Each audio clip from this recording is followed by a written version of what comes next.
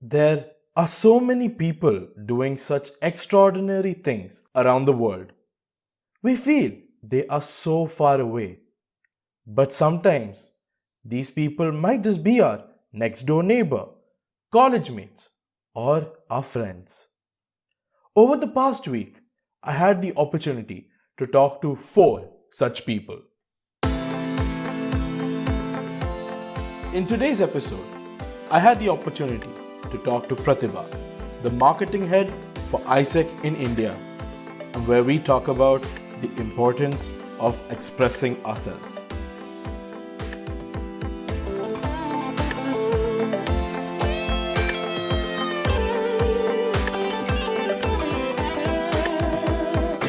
You are thinking out loud. Right here, right now. Today, I would like to give a special shout out to a friend of mine, Akhil Tripathi. Thank you so much for making the theme song for the podcast. Let us now dive into the conversation. So, just the one thing that I always feel about our generation that I wanted to talk about with you is as something I attended another event recently and I found out over there is as our generation we really don't express ourselves a lot. We Right. don't talk anymore about a lot of things, and I just feel that there's a lot of years, like since early childhood itself, like we've been taught not to express ourselves. Like I think especially for guys, it's like, you're a guy, you shouldn't cry, and a lot. Right, right. And I feel I experienced this in my relationship as well. I found it very impossible for me to be emotionally open with someone else, and Right. I just wanted to talk to you about what was your struggle with expressing yourself to people.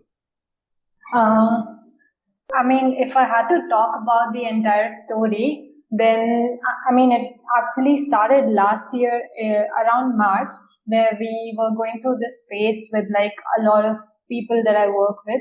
And there was like, it was a very close and a very emotional space. And this like really close friend of mine, he just told me that you should really be yourself, it's fun to be around. And like honestly, I didn't like take a lot of time to process that thought.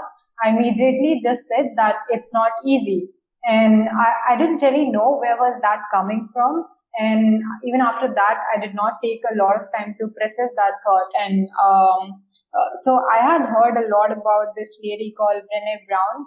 And I mean, I knew that she speaks a lot about vulnerability and those kind of things, but I just like never really connected or never really, wanted to read about her or listen to what she speaks a lot more.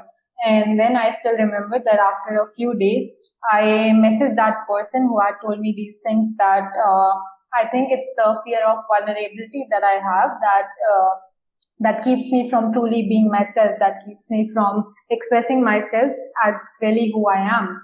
And I still remember this was the time when I had achieved something that I had really wanted for like so many years, and it was genuinely the biggest achievement that I had had in my life. And I don't know why was it so that even after I had got everything, every day whenever I would like go back to sleep, I would really feel extremely scared, like so scared that I could not even speak a word, and I would just cover myself up and I would start crying. And a lot of times my friends who I was staying with, they would get to know about it, but generally, I mean, I just try to always, hide myself that no, I don't want other people to know that I'm feeling a certain way. And then in June last year, there was this space with the people that I work with, where we had this moment in which we had to express uh, one story from our life that has been the strongest, like the biggest failure, or some story from our life that has left like the strongest imprints, and something that really shattered us on those grounds. And genuinely, I had never thought about this thing before. It was that day that for the first time I started thinking about this story, that when my father died and all of that, like the whole episode of suicide and everything, and that small thing really left like it left really strong roots in who I was as a person, say, even till a year ago, that I always used to be really afraid of trusting people with anything and everything.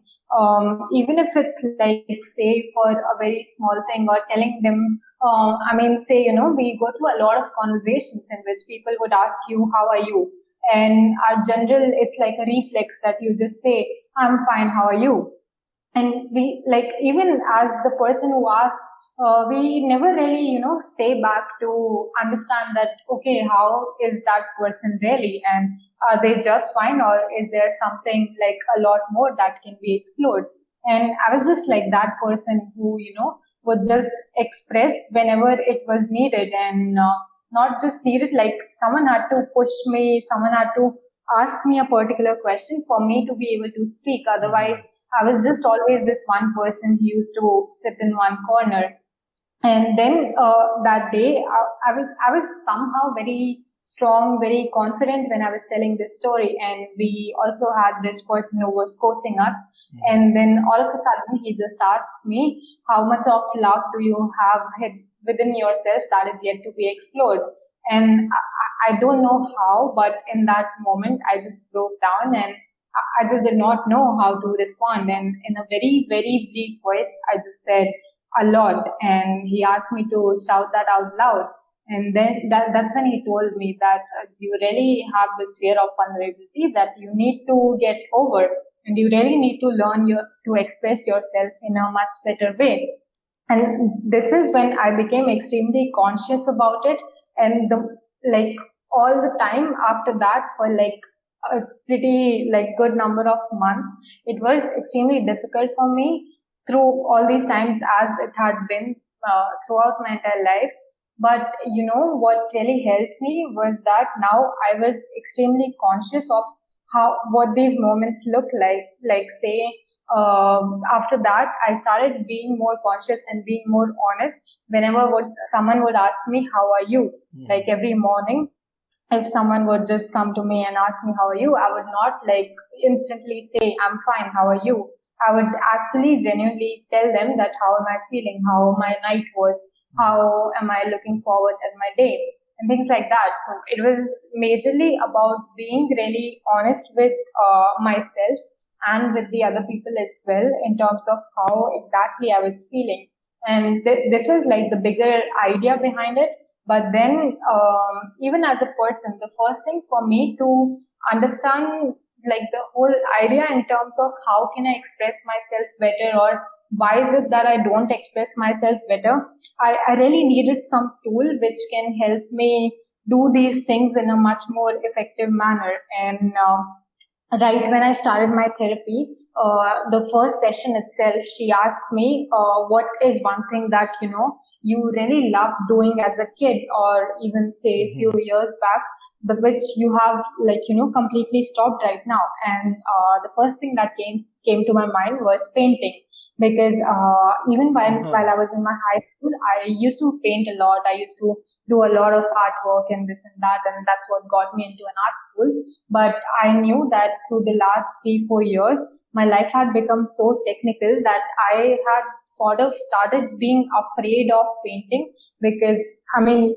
I don't exactly know what was the reason, but there was some underlying fear that I just never wanted to hold that brush, or like I just could not hold that brush for more than 5 minutes. And that was the first day after my first session that she basically pushed me. She forced me that I don't know how you manage to do this, but from now on, every day you have to spend at least 5 to 10 minutes. Doesn't matter what do you paint, what is it, anything. You just have to take a brush, take whatever colors that you want, and take a sheet of paper and just like paint, draw out whatever you want to. And that was the first day that I did that. And I still remember I drew these like small circles and things like that of different shapes. And I named it as baby steps. And basically the idea was that, I had started to finally take these baby steps towards creating a towards having a better mental well-being, towards creating a much better life that I wanted to live. And that's when it actually started. And for the first few months, I never really, thought that what do I want to paint. I just used to sit with a paper and all my paints and brushes, and I used to paint whatever. And through that, I used to go backwards, and then I used to try to understand that what is it that I'm feeling. So even there were days when I used to try to deny my emotions, that no, I'm not feeling sad, I'm happy. But then when I would paint, so I could see that the colors are not very bright, they are very dull, they are very dark, and it would clearly, like, the paper, the artwork, it was trying to tell me that no, you're not happy, so stop lying to yourself. And this is how, like, for the first few months, this is how I tried to understand myself much better, that through these artworks I used to try to read those paintings, try to understand that what is it trying to tell me. And that's how the first few months went. And there were other things, like I started journaling regularly. So that was also something, I mean, majorly for everything, the major part has been about being honest with myself and with others as well whenever I was in that kind of space. I think that's really, really amazing. Just one thing I want to know, because you said, like, we as people, whenever someone tends to ask how are we feeling, our automatic response is we are fine. I just wanted to Yeah. know what were people's reaction when you told them what you actually were feeling. Right. So, I mean, yeah, I think that's a pretty good question. And it actually, because I have been asked this question, or I have seen people asking this question a lot of times. And for me, honestly, it was dependent on who these people were and how, say, close I was to these people.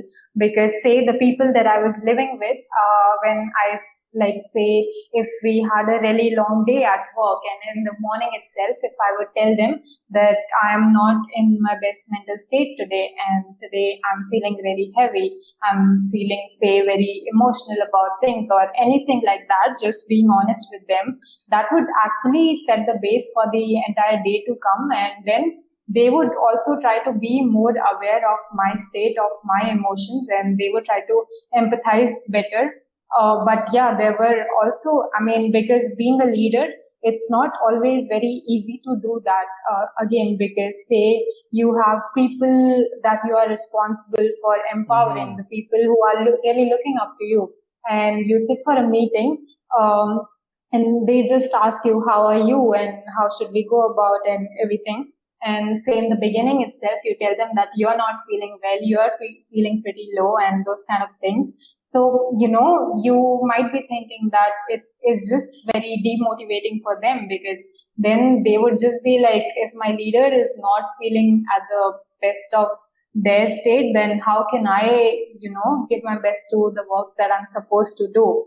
So, yeah, there were these times where it was very difficult, and where I had to choose that what is it that I want to do. But like, in the long run, I really realized that, when you really talk about empowering people, or when anyone is looking up to you, they're not looking up to you for, say, the work that you're doing always, or say how you're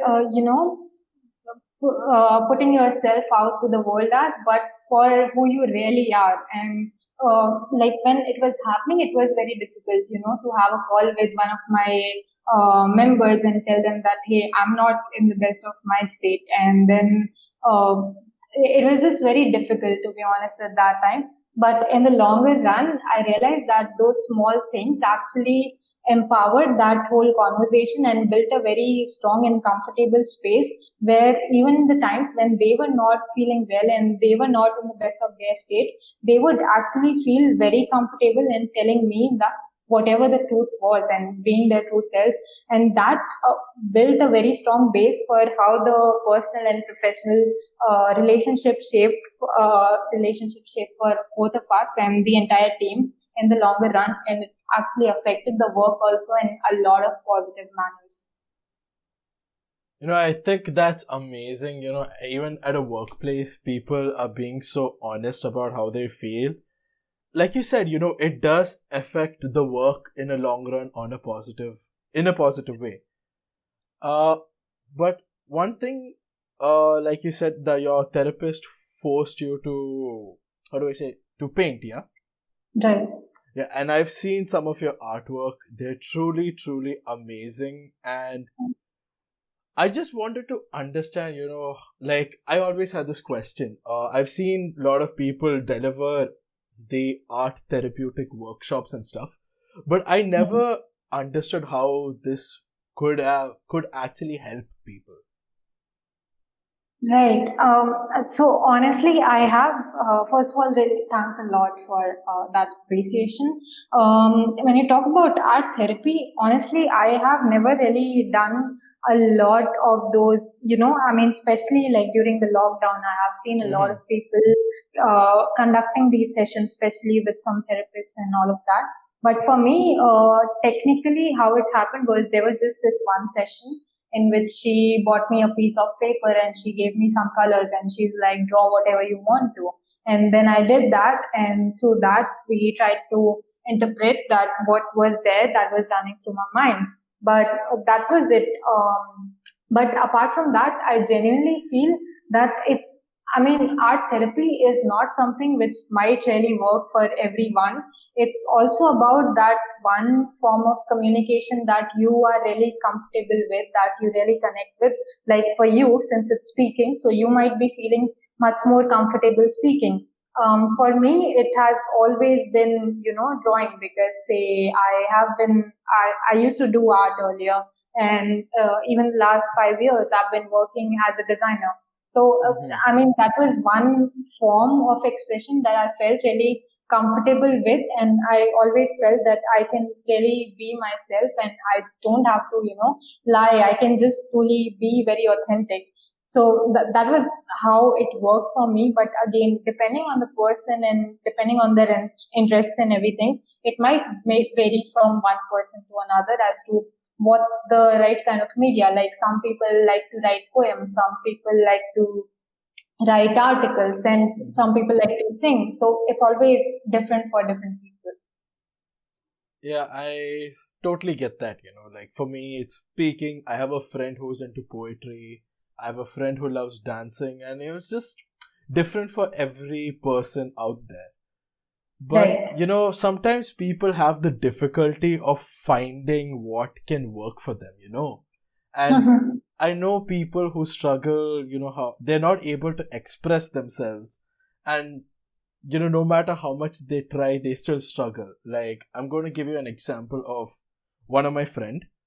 So there Mhm. was something going on. Like he and this other friend of his, they used to talk every other day, and Right. then eventually the other person just stopped talking to him, and then he just kept that bottled up, and he never really expressed his emotions in any way. He didn't even try to talk to her, he didn't try to express it in any other form of way. And one day it just burst out, and it became kind of a major issue in our friends group. But that's a different thing. So how do you think people can find that form of expression that can work for them?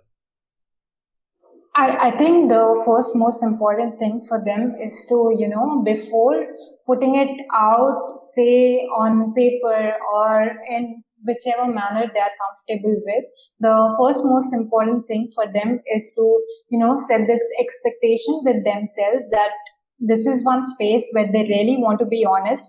They really want to, not let the fear of judgment take over.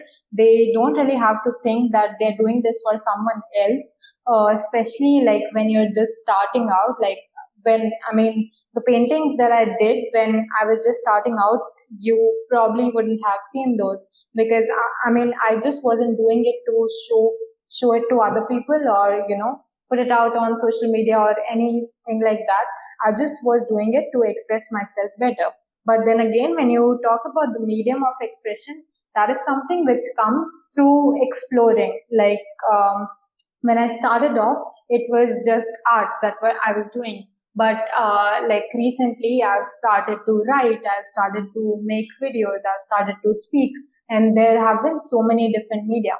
So again, what I believe that that medium of expression, something particular, is what comes, like you have to explore that part, because you might be really good at expressing yourself through poetry, but if you've always written articles, then you might not know that there is also this poetry thing that you can do and you can be really good at.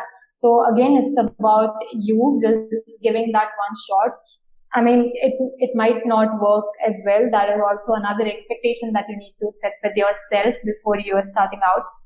So again, like I said, it's always about exploration, which I feel. I totally agree with you, because I say so many people, they try a lot of things, but they never set the right expectations with them, and I think that's what makes them struggle even a bit harder. Right. But yeah, like you said, you went to I'm sorry, I'm getting a bit confused, but yeah, you went to a therapist, yes, and that I think really helped you over the past year. And Definitely. one question that I always hear people asking is about therapists is, they're always very scared about opening up to them, and it's kind of a scary thing, because even for me, like, a therapist is a stranger, and opening up to a stranger is damn scary. And I think I've even told you this before. Like, I remember once, this is the first time we ever even had a conversation, and I don't know, I just shared something with you, and I told you about how scared I was. My question is, how can people find that right therapist that work for them, that they can, be completely honest with? Right. So, I mean, honestly, this was one big fear which even I had. Like, I had decided, I mean, someone had told me that you should really try therapy.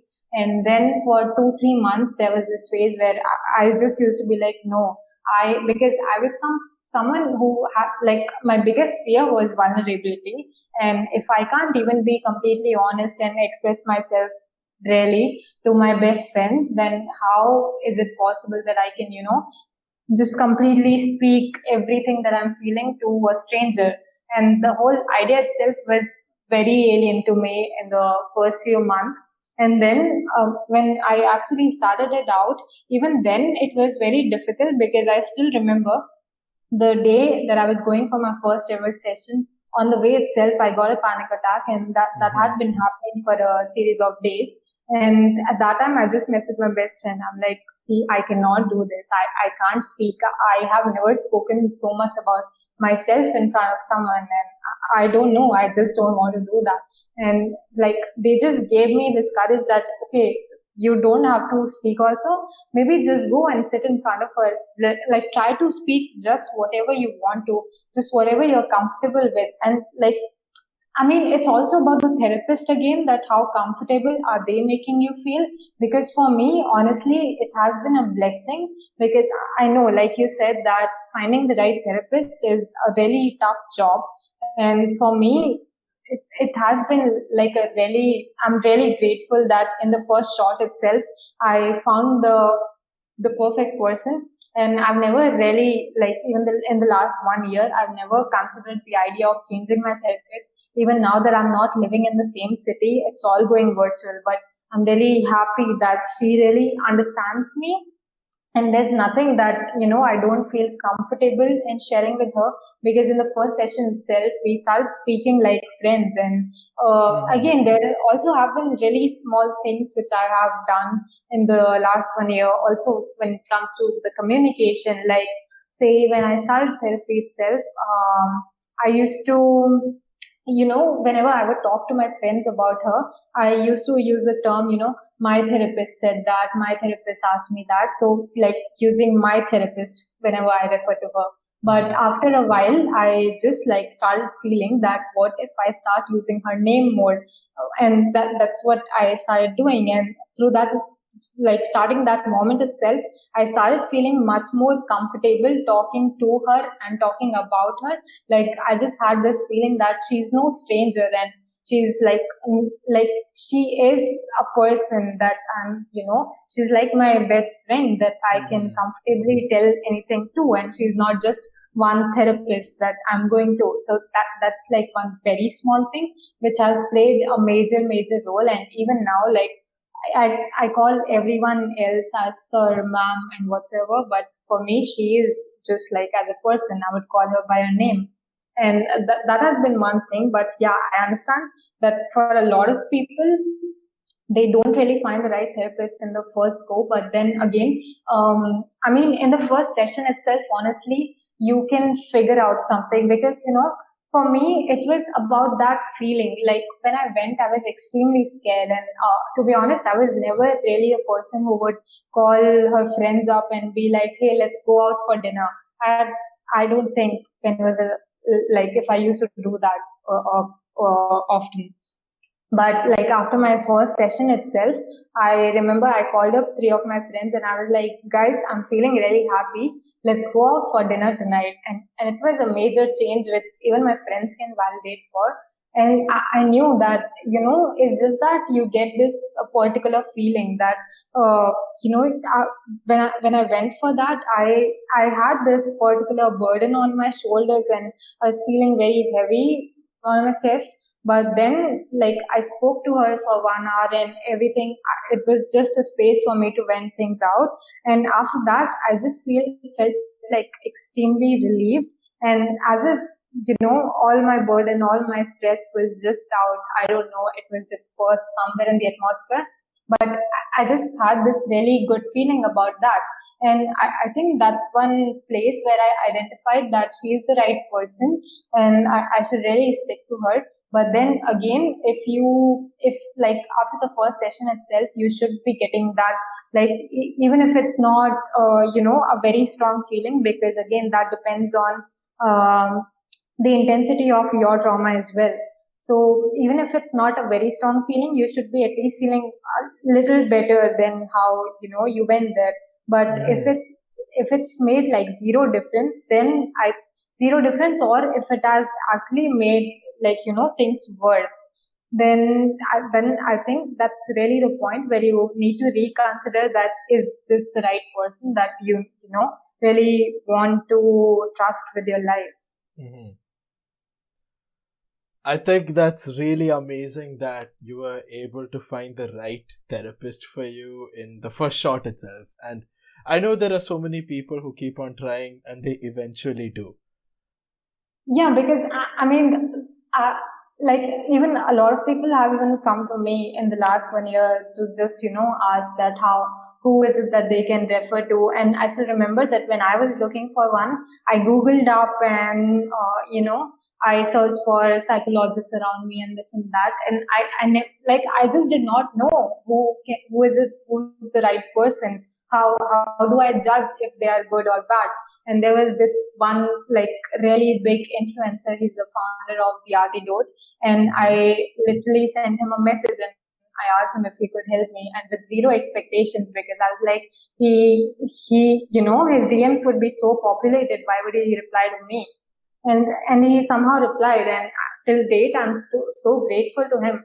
So I think it's also very important that the people who have been going through therapy and who have like seen really good results, they also come out and they speak and they advocate not just for the process but also for the place or the person that helped them, so that more and more people find it accessible to reach out to such therapists, such psychologists, and these professions basically. I think that's a very important thing because I can easily trust my friend, but if my friend would tell me that they have been taking therapy at this particular place and it has really helped them, then I can easily trust them. But if I just see it on a Google helpline number, then I would like think it through multiple times and I would not know how to judge if it's good or bad.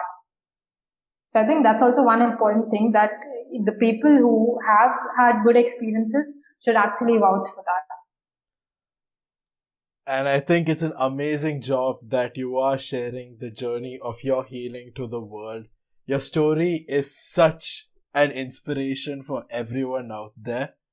And I hope more and more people who had similar journeys come out and start sharing their experience.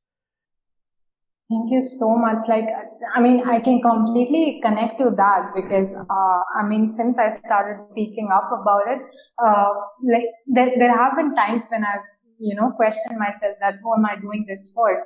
How does it matter? Why would any random person like to listen to, what I'm going through or what are my opinions about something? But then there are these days when people would actually come and tell me that, me sharing a particular experience actually helped them speak up more and it empowered them. And it's those very little moments which have really, really been the most helpful for me in the entire journey that, now I've started to believe that even if it helps just one person, then I would speak up. So thanks a lot for that. And thanks a lot for this opportunity as well. Well, the only reason why I'm doing this is to get stories like these outside. So it can, like you said, if it can help one person, that's more than enough.